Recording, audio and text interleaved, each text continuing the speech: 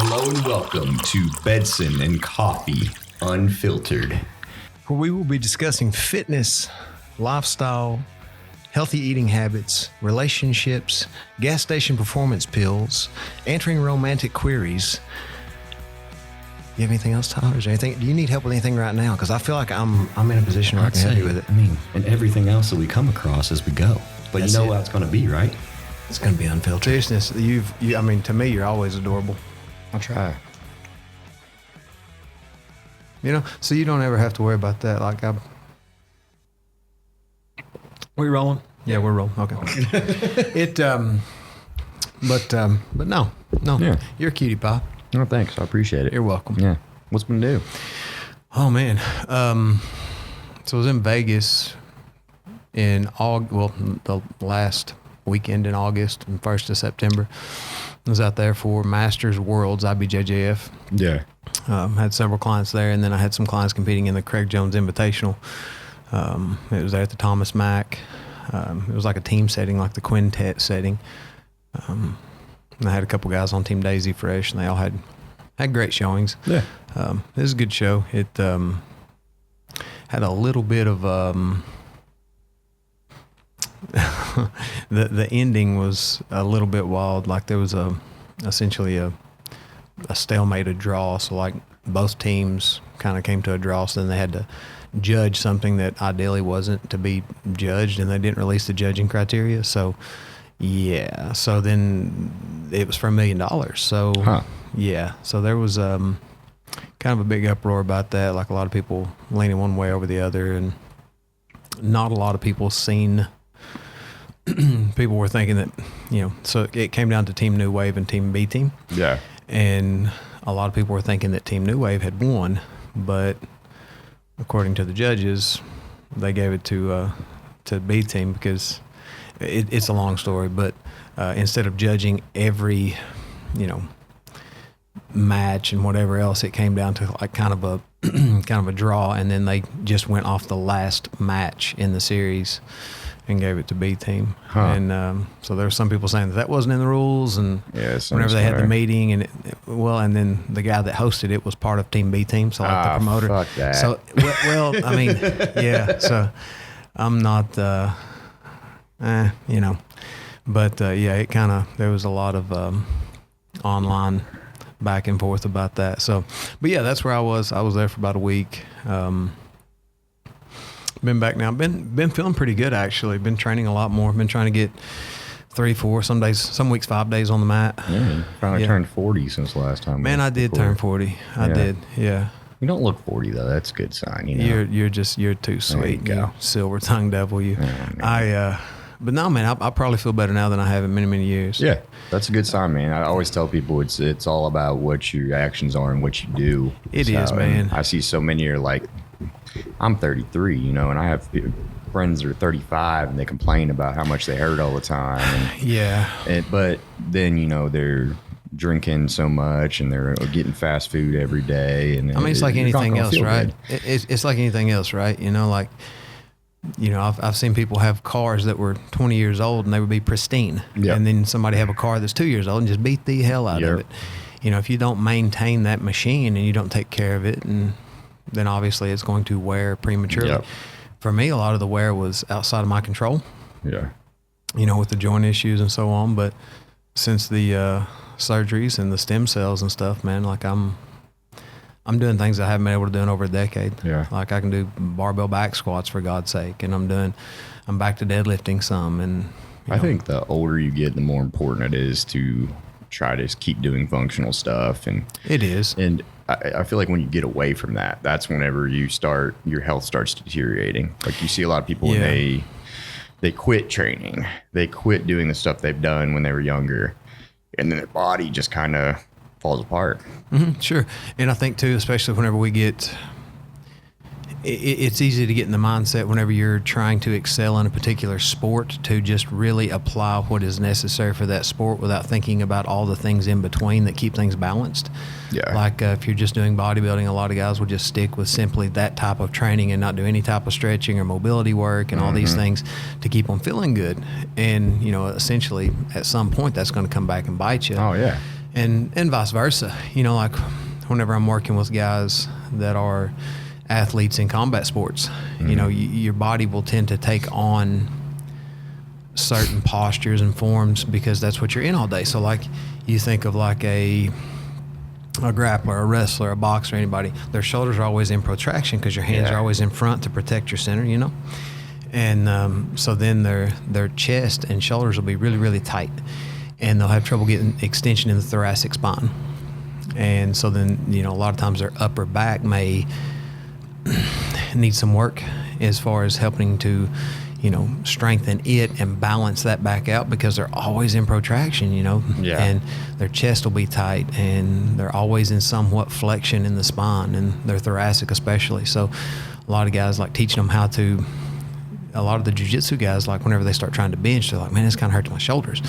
Well, yeah, because you can't actually set your scapula and retract your shoulder blades to keep your shoulders safe where I want you to be. So because of that posture and that tightness across their chest. Yeah. So there's a lot of things we'll even go into there to help bring back that range of motion, that flexibility, and help open them up so that they can. And then obviously that pays dividends down the road in avoiding injury and being able to work things from end ranges and so on so that, you know, you're less susceptible to injury and issues later. Yeah, I noticed on the opposite end, whenever I was transitioning from bodybuilding to trying to do jiu-jitsu for that time before I hurt my knee, my shoulders would be fucked up after every session because it's just so much, you know, trying to maneuver, and it was moving them in ways that I'd never done. So that's kind of the opposite spectrum, but it's and whenever you're lifting, you know, like whenever I started really having joint issues,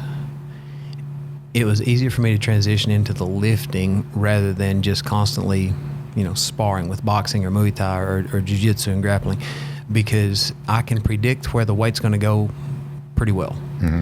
Like I can control the weight and bring it in a path where I'm safe. With a human being, you know, the better you get, you can see things coming a bit, but still, humans are unpredictable. Yep. You know, and you can get in a bind, you can get in a scramble, get an arm tied up, just anything.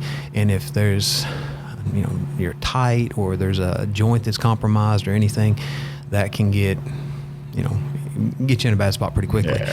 Whereas again, with lifting, you can predict how the weight's going to move, especially with machines. I mean, it's going to follow the path that's set on that machine. But even with free weights, if you understand what you're doing and you know what you're doing, you control that path and you dictate that path. Whereas with a human being, it's a little different. So that's why, like, for the longest time, I wasn't, you know, quite as busy with the training as far as martial arts, and more so that's what kind of led me more into the lifting and so on and everything, because I could control that and it was a little safer. Yeah. So I wasn't training as often with the martial arts stuff. Makes sense. Yeah. I mean, it just, again, it allowed me to be more predictable with my joint patterns and so on. Yeah. Yeah. What about you? What you been into? Oh man, I've been doing my Muay Thai kickboxing twice a week. I've been really getting better at that, which is nice. That's good. I feel like I'm moving a lot faster. My body's able to do a lot more. Gotten really into golf lately, actually, which has been fun.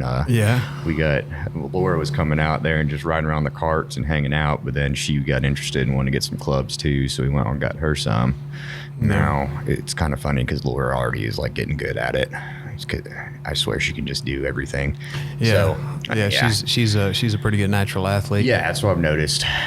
But she's already she's getting the hang of it, and it's kind of cool. But it's something, you know, fun for us to do. Kind of in this phase of our life, we're trying to still stay active and do things, but you know, like we're not as hardcore competing in bodybuilding currently, so it's been hard for us to find other things to do to feel like we're still doing something, if that makes sense. Yeah. But yeah, man, it's been pretty good.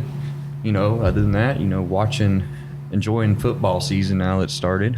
Yeah. We got our outdoor TV set up, and now are you still like fantasizing about those players? No, I do play fantasy though. Oh, when you said, so I misunderstood. I thought you were. I thought you said you were having fantasies about football players.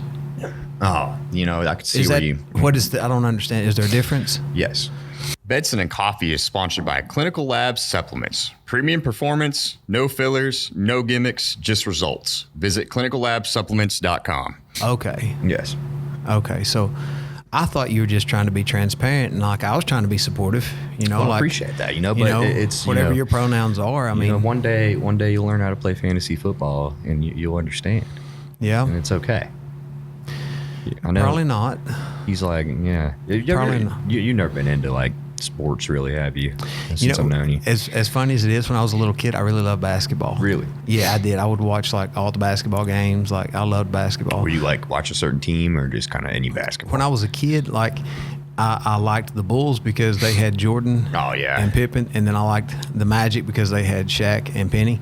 Yep. And then I watched it a bit once Shaq went to the Lakers. I think it's funny I was a fan of Shaq when I was a kid. Well, it's whenever I started really watching it was whenever Shaq and Kobe were on the Lakers. Oh, yeah. And then the Magic had Tracy McGrady.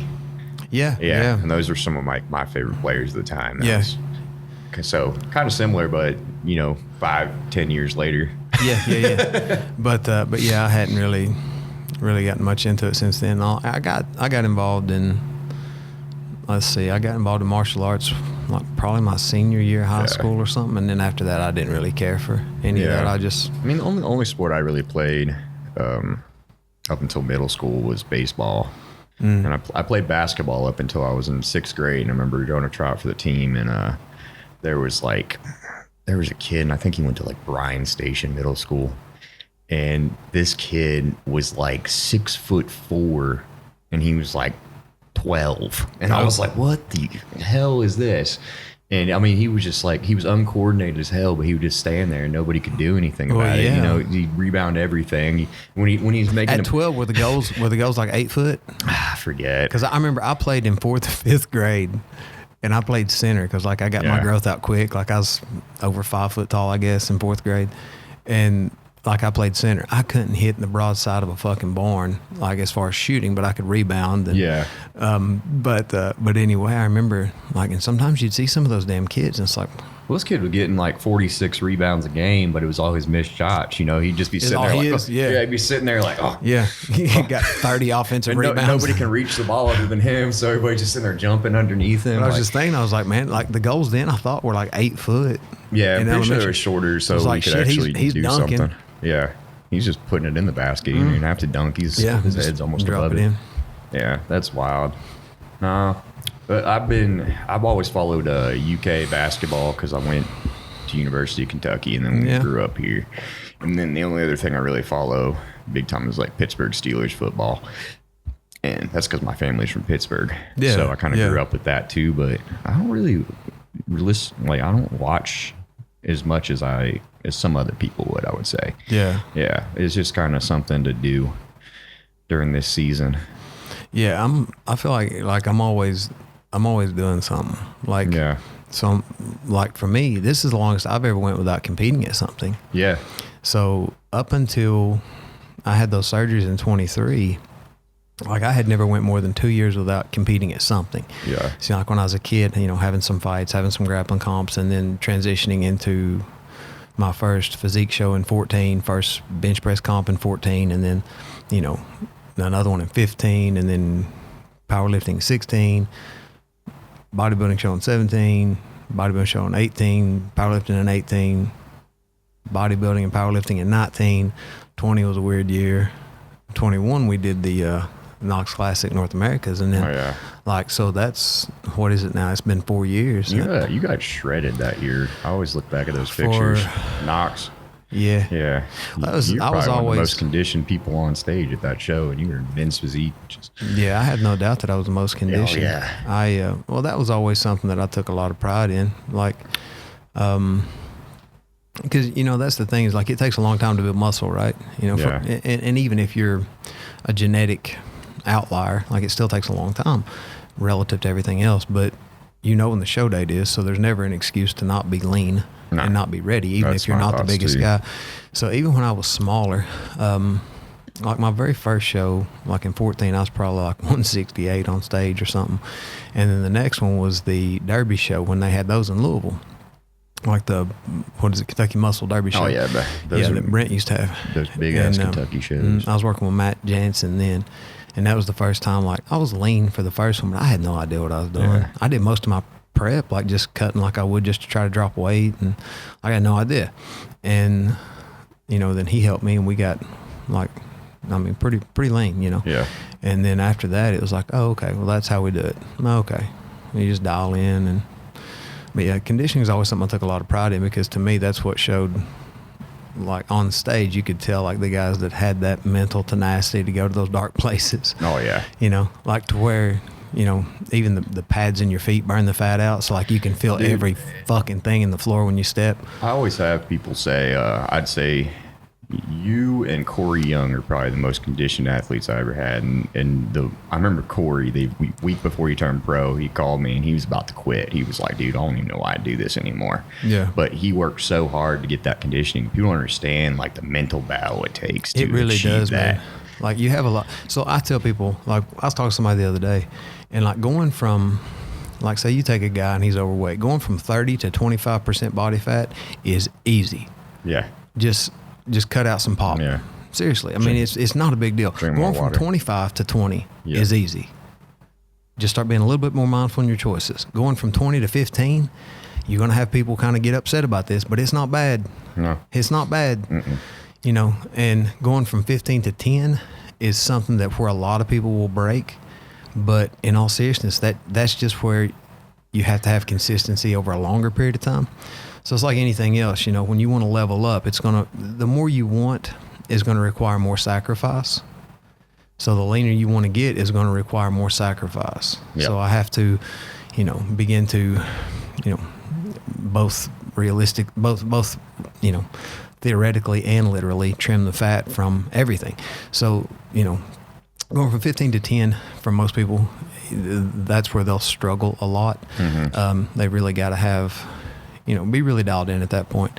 Going from 10 to down into singles, most people won't do that. Most men, and then getting down to where I've been under 5 at, I've been to 3 when we'd pinch. I mean, we were 5-6 weeks out from IBJJF Worlds, and I had like nasty glute striations in my low back, and we were still, we hadn't even adjusted water, and still on supplements that were making me slightly retentive, and already was that lean. So but it does take a certain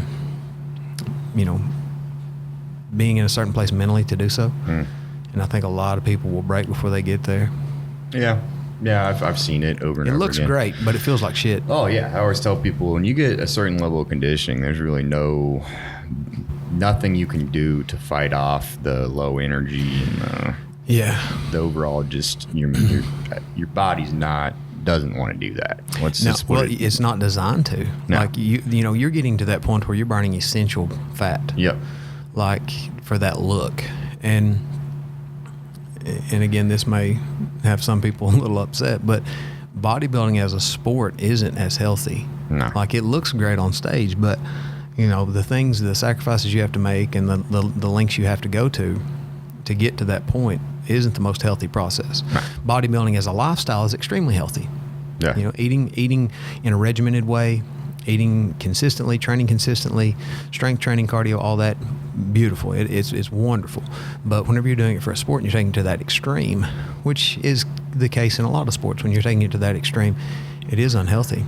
Yeah.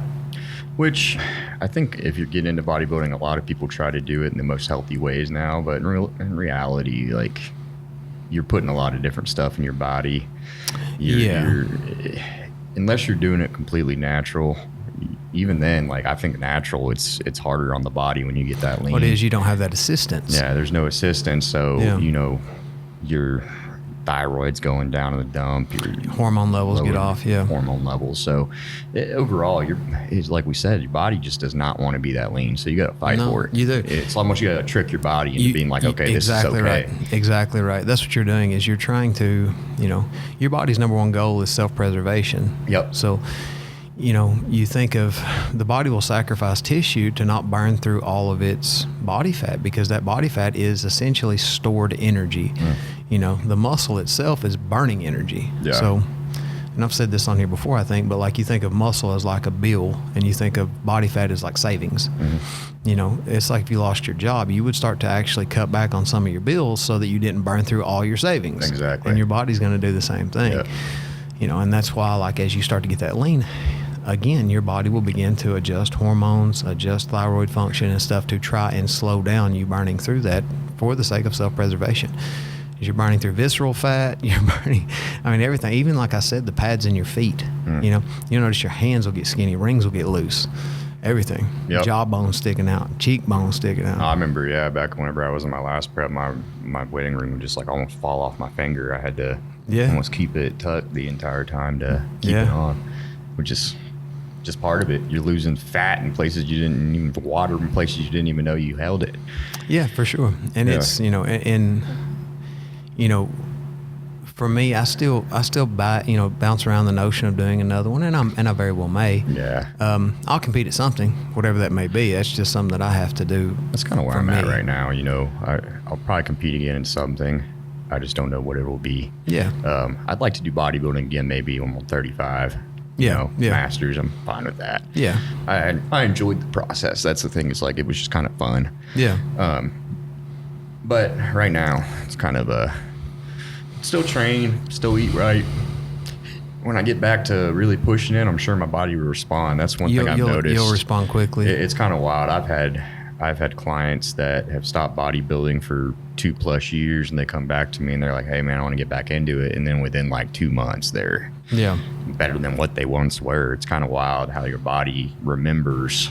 So I have people say, you know, like, well, what about muscle memory? And they want to talk about muscle memory because they've heard people say that. Like they see somebody fall off and then they come back and they say, well, you know, muscle has memory, so it gets back to that. Well, no, muscle doesn't have memory. I've explained this to someone the other day. We were having the same conversation because we were talking about me coming back from the surgeries. You know, I weigh now what I did at my lowest post surgeries, but my body composition is entirely different. Yep. And it's not that the muscle has memory. It's a few things. From a psychological level, it's like, okay, well, you've been there, so you understand what it takes. And you're more willing to go to those extents. And you've been down that road before, so to speak. You know what it's going to take to get into that kind of shape. You know the intensity you have to have in your workouts. Yep. You know what to look for instead of having to be, you know, guided and figure it out like you did the first time. Secondly, and this isn't something you have people talk about a lot of times, but you've already stretched the fascia. So, you know, the fascia being like that milky looking casing around the muscle that's very, very tight and very, very, you know, stiff, like it doesn't want to move and give.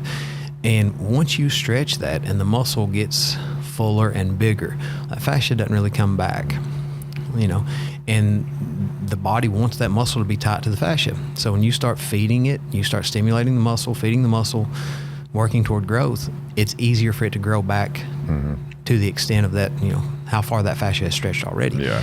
You know, it's like you see guys with, for instance, compartment syndrome in their calves, and sometimes they'll actually have to, you know, cut the fascia so that they don't have that compartment syndrome, so, you know, they don't have those issues. And whether they train calves or not, the calves will grow.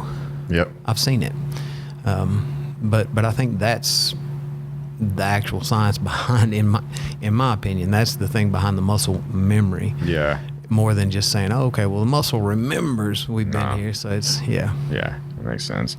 Yeah, it's like, I've even had people that have relapsed on drugs addiction, and they've gotten 40 pounds less than they were, and they come back, though, and it's just like they knew what to do. Sure. They got in the mindset, they ate the food, they trained like they used to, and it comes back. You know, and it's just like you have to have the ability to work like you did. And that's it. And once you get an understanding of that, you know, it makes it a lot, you're comfortable with that process to a point. Yep. So it's easier to go back down that road. Right. Yeah. Another question that I've had people ask me quite a bit, and it's usually like, sometimes it's a client of mine, sometimes it's like a non-client. They reach out and they're like, how do you manage acne? And this is usually younger athletes that I get this question from. or people just starting with bodybuilding, just starting with supplementation. And I know for myself, I had an issue with this when I first started. So I always am able to tell people kind of like what I did and how it helped. But I think the most important part, and what I always tell people, is it's a lot of it is your diet.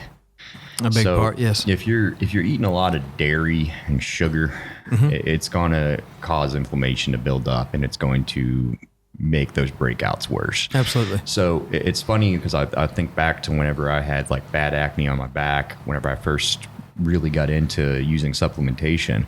But also what I was doing was I was eating a full buffalo chicken pizza on Saturdays to try and grow. Yeah. And my diet wasn't the cleanest could be. So I always say to people, if you are having issues with that, one of the first things I would do is clean up your diet. Be willing to get rid of the sugars from your diet, the dairy, the foods that are not responding well with your body. Sure. That's like when mine went away completely was during my first prep, where I was eating, a lot cleaner. Yeah, I was eating maybe 6 or 7 different foods. Yeah. And my body responded well to all those, but it cleared up quick. But what do you normally tell people? Is there anything else you can think of? So yeah, there's a few things. Yeah. So I agree with that completely. And I think that a lot of times people don't consider, it's like, okay, well, if you're eating these foods and you feel it in your digestion, you're going to feel that elsewhere. Yeah. So, a lot of things start in the digestive tract, a lot of inflammation and everything else. So if you're eating foods that don't agree with you, your body's going to be under stress, and things are going to happen from there. Another thing is if someone is supplementing, a lot of times that is an indication that hormone levels are out of whack. Yep. So you can kind of look and see, in some of those cases, estradiol being elevated, and it, showing in the way of acne really, really badly. Yeah.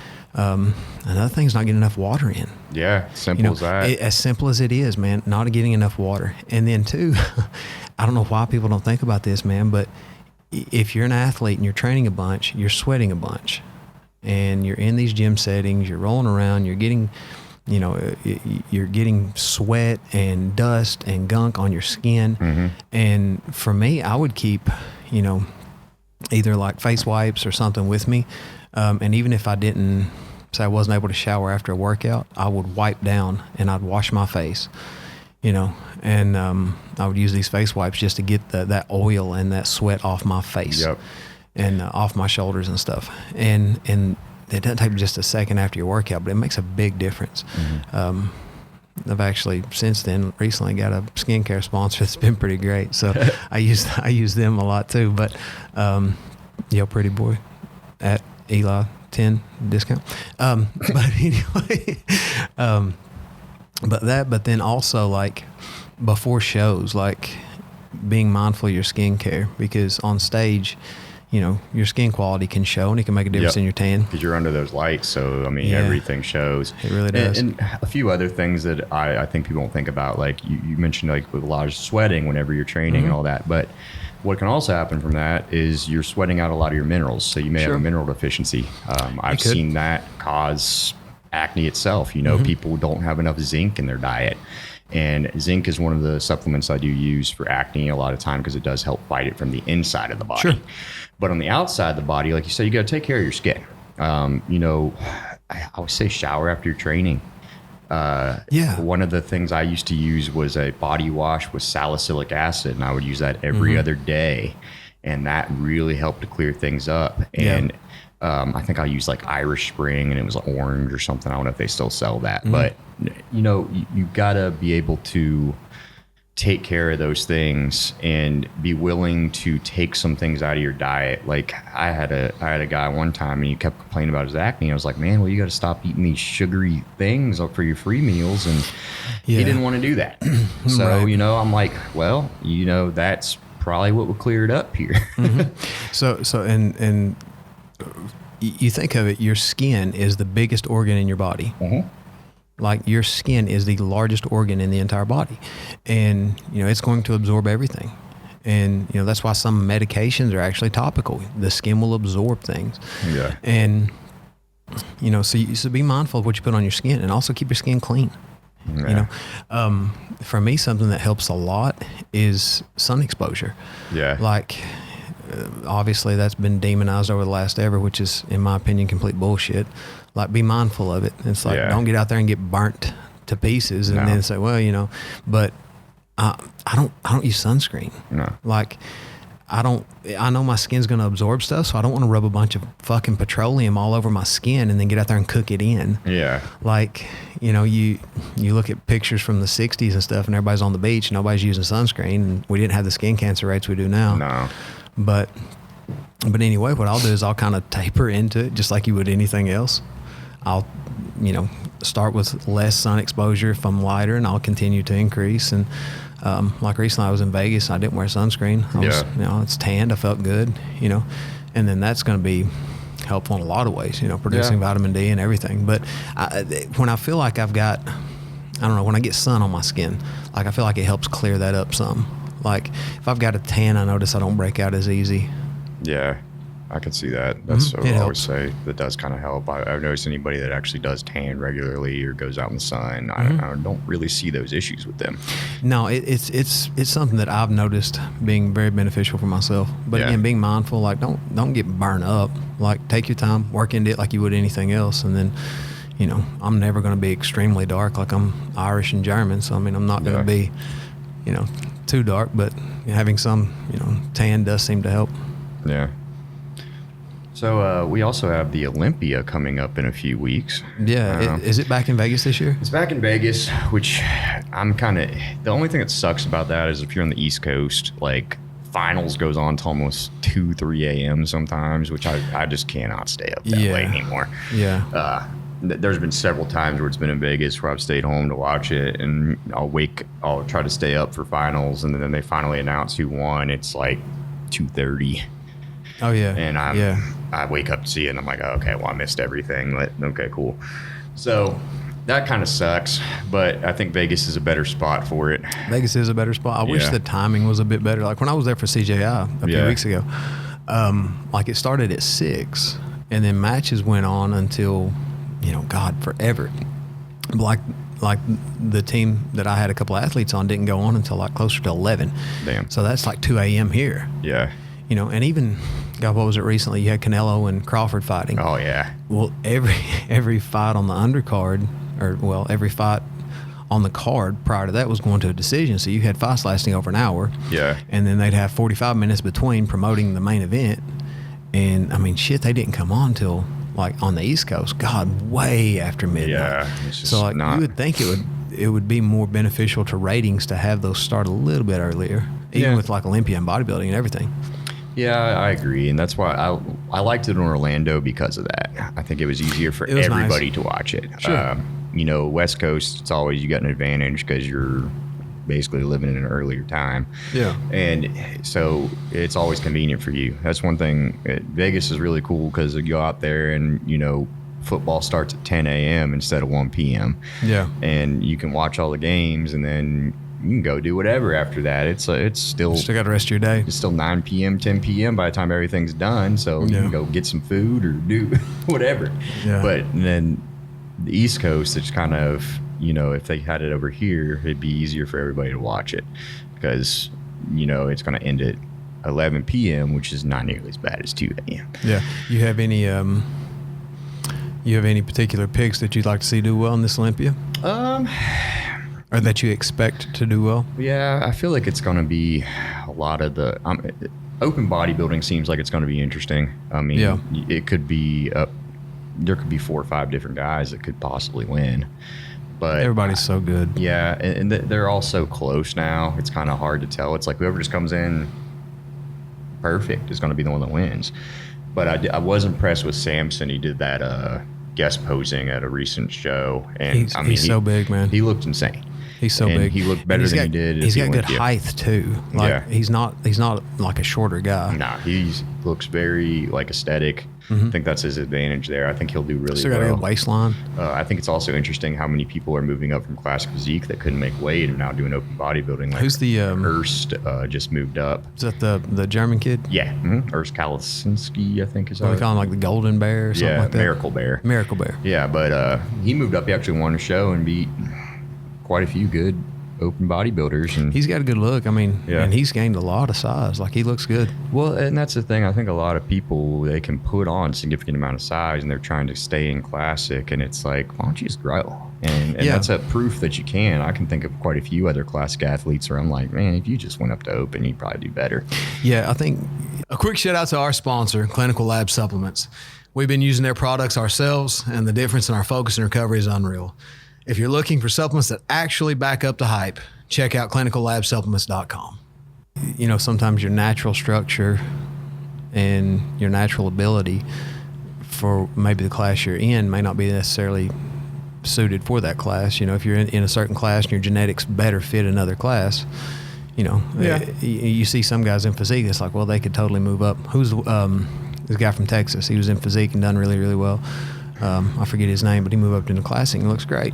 He's one, and I forget his name right now, but you know, you see some guys that have that potential, and which I always wanted to, but I didn't have the shoulder mobility to pose. But and you have some guys that want to do classes that they shouldn't be, and they're still there, like especially on an amateur level. Mm-hmm. Yeah, I think some people just they desire to do one or the other, which I understand, but they like one better than the other, which I get. You know, you got to do what you enjoy and train how you enjoy training. Like, if you're going to have to push something and be uncomfortable with how you look or how you feel, it's probably not worth it. But I do think that there are some people that could be a lot more, you know, they would get a lot more recognition and better results if they switched and moved over to something else. Did I see it correctly? Is Buendia doing men's physique again this year? Buendia is doing men's physique, and I think this will already be passed by the time this airs, but I know he's going against Ben Quill this weekend.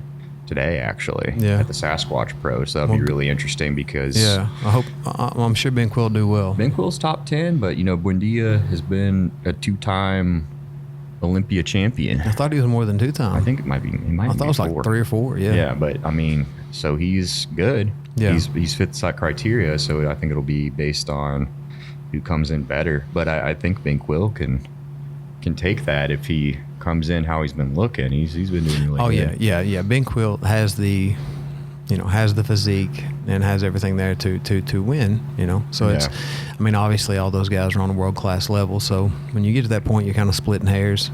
Yeah. You know, it's very little differences between one another. It's not like an amateur show where one guy looks great and 2 guys are okay and 2 guys aren't. Yeah. You know, up there, everybody's. Men's physique is one of the ones that drives me crazy because they're all so close. Mm-hmm. And it's so hard. If I was judging that, I'd have a real tough time. Yeah. It seems almost too like it's the one that's most. So it seems less objective than classic and bodybuilding sometimes. Like, sometimes you'll see and you'll be like, okay, well, this look is what they're going for and this is great. And then the next year it's a little different. And then the next year it's a little different. Yeah. And then, you know, I remember the first year they had it, there were guys coming on stage in fucking tennis shoes. Brother, I remember the first year they had it, there was a pro at the gym I knew, and I was like, this dude just looks like a dude that goes to the beach. Like, he didn't even look that like was the idea. That was the idea. When they first started it, it was kind of like they wanted a class that the guy in the audience thought, well, I could do that. They, you know, whenever they looked up there at that time, you know, and they seen like Kai Green, they're like, I couldn't do that. I couldn't put on that kind of muscle. So they wanted a more, you know, quote unquote achievable look. Yeah. And I mean, the board shorts were below your knees. I remember the first one I did, like everybody's wearing board shorts, like long, the old school, shorts, the old school like surf shorts and stuff. And now they're showing their legs, and it's evolved, which is good. I think they should. In my opinion, it is very unachievable for a lot of people now. Well, extremely, yeah. I mean, so and even out of the gate, like even whenever they said that, like it was kind of playing to how naive some people are. Whenever, well, I could achieve that, but that's what they wanted because if you notice, man, like forever they began marketing physique guys more than anybody. Yeah, because that's what people seen and they thought that was more attainable, you know. And so they would. I do think now because of that though, like we just had Fit Model come out to kind of give a lower scale of bikini. It's like what bikini was 15 years ago, right? So, or like 5-10 years ago even. Was there bikini 15 years ago? Probably not. 10 years ago, I think. 10 years ago, it was 2015, or it might have been the first year. But I think it was like 2013, 2014. No.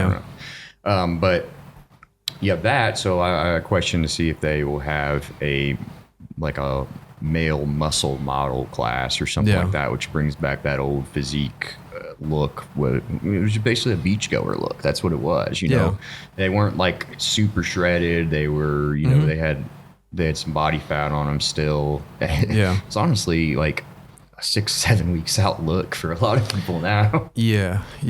It'll be interesting to see what they do, because like currently we just have the 3 men's classes. Yeah. And then now with Fit Model added, we have how many females? We have Fit Model, bikini, figure, wellness, women's physique, women's bodybuilding. So 6 compared to 3. So it's almost double.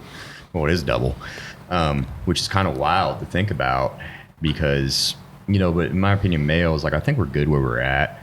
Yeah. But it's probably going to be one of those things where they do have to introduce something to get more people interested, because it overall is a business at the end of the day. Like, it is. It's about making a profit and giving more people the opportunity to compete in that, because if they've got other people going to different federations because they have a more transformation style model physique class, they're going to go there whenever they could. If the NPC just does it, they're going to go to the NPC. Yeah, it's the most well-known name and brand, right? Yeah, so people are going to want to compete. It's the most competitive. There. That's the thing. Like, I have clients competed at a lot of different federations, but, you know, it really sucks to go to a show sometimes and you're the only one in your class. Sure. And you don't get that as much in the NPC. Like, you're likely going to have quite a few in your classes. It's going to be more competitive. Yeah. And I just don't think it's fun to prep for a show for 20 weeks and get a complimentary trophy. It's just not. Yeah. Fun. I mean, you know, you're nationally qualified for not having any competition. Yeah, I remember back in the day, there'd be people when they would go compete, and they'd be like the only person in their class, but they'd be like 5 times nationally qualified. Shoot, yeah, bro. And like, but you know, the person that knows nothing about bodybuilding is like, oh my God, they're so good. They're really good. And I witnessed that because, you know, most people don't know anything about bodybuilding. Nothing. Your average person, they know nothing about it. So anything sounds cool. You can say you got 4th place and there's 4 people to show, and they're like, hell yeah, that's incredible. Good job. Right. Yeah. You see that in a lot of sports, especially, you know.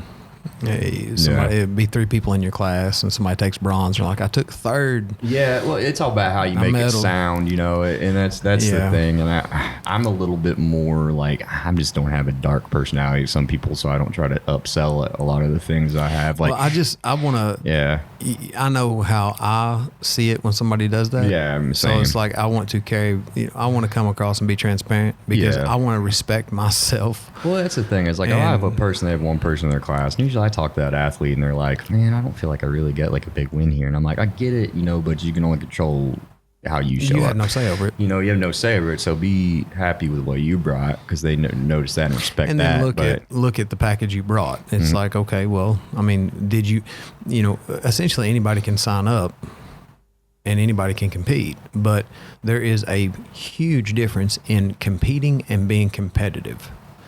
Like, anybody could walk off from the street, sign up for a show. I mean, hell, you wouldn't even have to tan. You could just walk up there, do whatever. Yeah. And you could compete.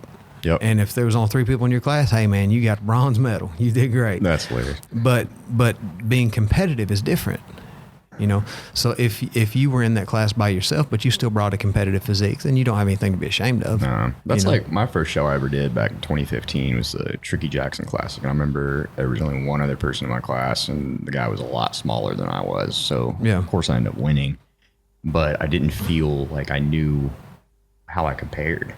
Yeah, you know, other than I went the overall, and I was against like Sean Smith and Pasha Volek, which were both like.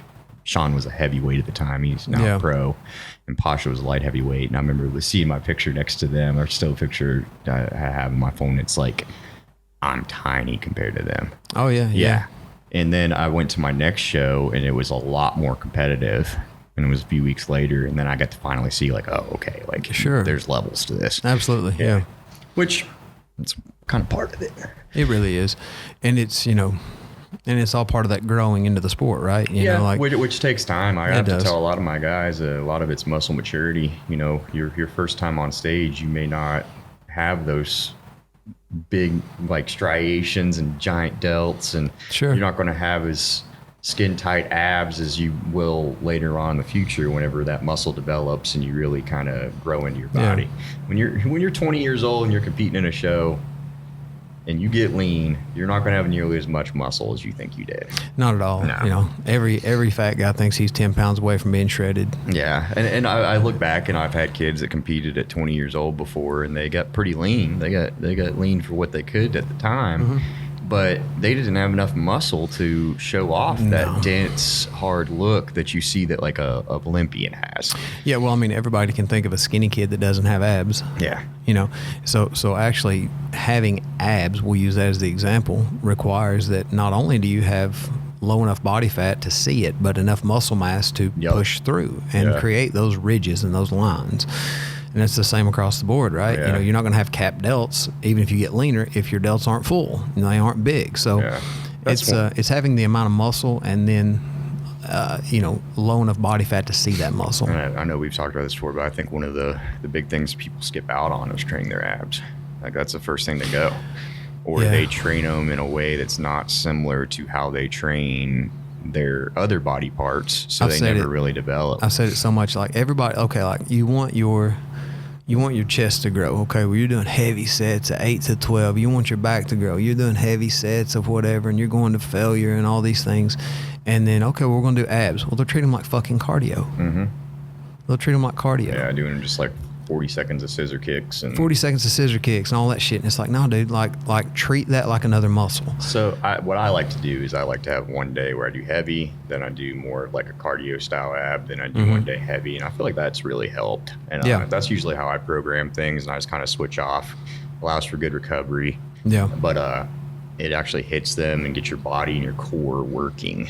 Sure. Which I think is key to developing other body parts too. Mm-hmm. So if you don't have a strong core, and you're wondering why your lower back is getting hurt on a hack squat or something of the sort, it's because you're not able to brace. You're not able to brace. And you see that with deadlift a lot. Like a lot of guys want to deadlift more, and they're not strong enough in their abdomen to help secure everything and help hold them in position.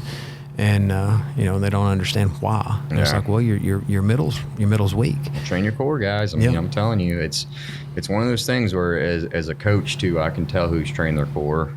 And I can tell who hasn't whenever they get closer to a show. I think some of the distension you're seeing in some cases is from people not keeping their core tight and work through the off season. When you're eating more and more and you start to distend that abdomen, not keeping that abdomen tight and working your core, I think that's part of that. Yeah. But I will do it a little differently depending on what the goal is at hand. Like depending on what the athlete's doing or even myself, depending on what my goal is at hand. So like, when I was doing physique, the idea was to keep the waist small, right? Mm-hmm. So I would never do any kind of bending stuff or anything that would really target, try to add tissue to like obliques. So I'd keep everything in line. Yeah. So I like leg raises, sit-ups, decline sit-ups with weight, hanging leg raises, those type things. But, if I'm doing, for instance, say I'm trying to strengthen my core for the sake of grappling or something else, then that's going to be a little different. Maybe I do like Zercher carries and walk with them, strengthen my low back and my core. Maybe, different variations of those type things, but still working the core, but keeping, in mind what the goal is at hand and what I'm working it for. Yep. Yeah. That's truth. It's a good session. Yeah, man. Anything else you got to say today? Just glad to see you, buddy. Yeah, glad to see you too. This has been Betson and Coffee Unfiltered. Thank you guys for listening. Make sure to go follow us on social media.